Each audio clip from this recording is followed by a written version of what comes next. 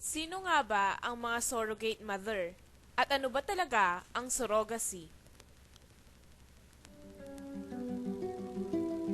Ang surrogacy ay tumutukoy sa isang kasunduan sa pagitan ng isang surrogate at mag-asawa o isang individual upang magdalang tao at magsilang ng sanggol.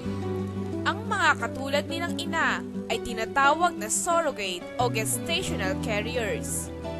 Ang proseso ng surrogacy ay maaaring hatiin sa dalawang kaparaanan. Una ay ang gestational surrogacy o sa pamamagitan ng in vitro fertilization o IVF. Ito ay ang pagsasama ng semilya ng mag-asawa sa labas ng sinapupunan ng babae. At kasunod ay ang paglalagay nito sa bahay bata ng isang surrogate.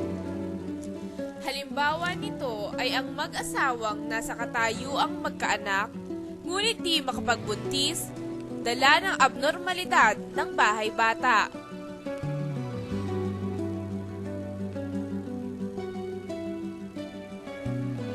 At ang ikalawa ay ang direktang pakikipagtalik ng asawang lalaki sa isang surrogate, sa kadahilanang ang kanyang asawang babae ay wala sa katayuang magkaanak, dahil sa pagiging baog nito.